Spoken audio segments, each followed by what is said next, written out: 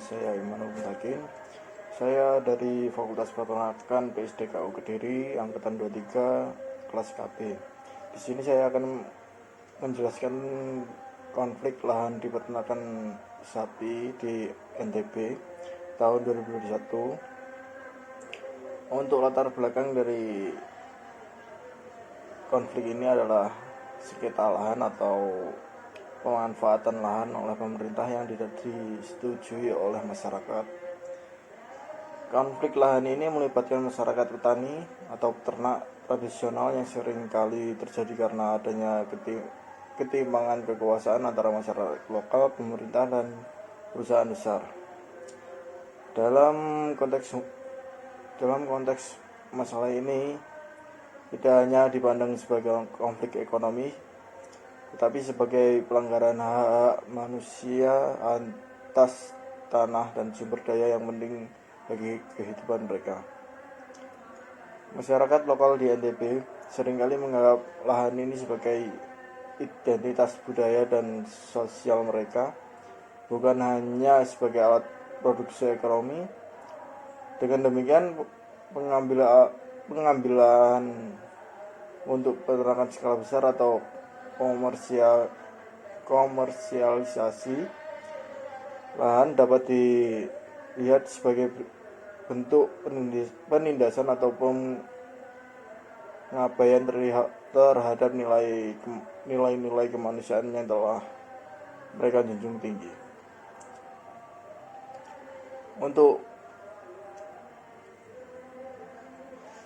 sudut pandang analisis konflik, yaitu 1.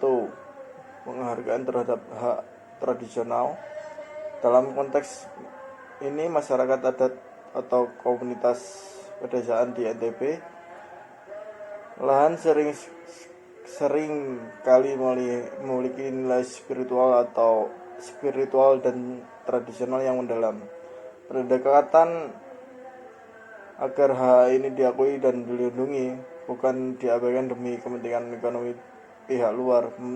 Pemerintah dan perusahaan harus mendengar, memahami, dan menghormati ikatan emosional serta sejarah terhadap mereka.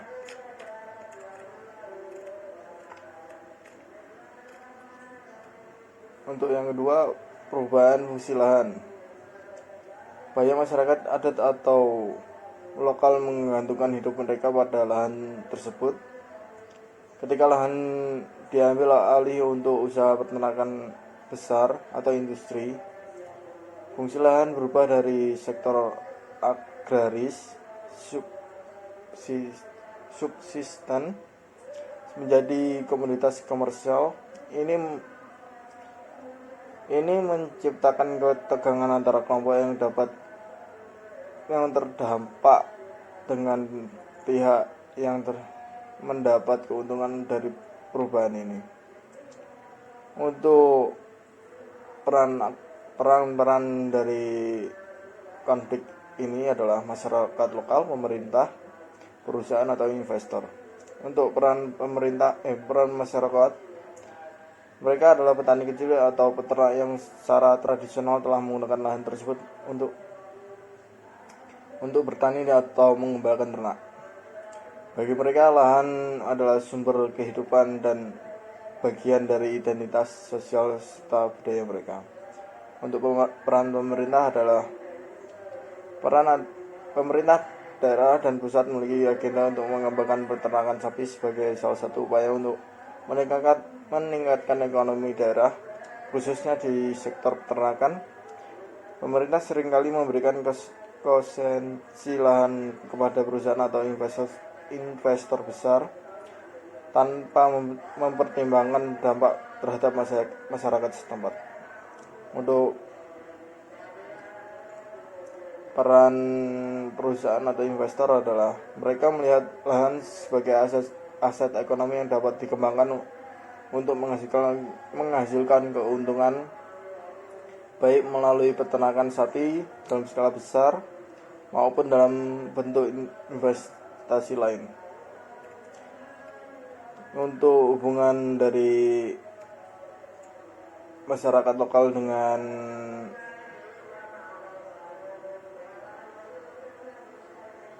pemerintah adalah asosiatif, yaitu pembentukan kelompok peternak, kerjasama dan negosiasi, dan hubungan disosiatif saya menemukan yaitu investor besar dari atau apa itu. Untuk disosiatif adalah masyarakat lokal dengan pemerintah atau perusahaan yang seringkali melihat lahan dari sudut pandang ekonomi saja, tanpa mempertimbangkan aspek sosial dan budaya. Bentrok fisik, protes, hingga kriminalitas terhadap masyarakat sering terjadi dalam situasi ini. Baik, untuk selanjutnya adalah dampak sosial ekonomi. Konflik lahan ini memiliki dampak yang signifikan pada aspek sosial dan ekonomi. Di satu sisi, masyarakat lokal yang kehilangan lahan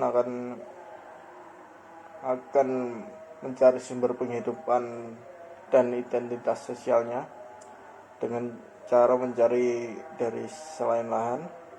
Di sisi lain, pihak yang berhasil menguasai lahan bisa memperoleh keuntungan ekonomi yang besar, tetapi seringkali hal ini tidak diimbangi dengan distribusi manfaat yang adil bagi masyarakat setempat.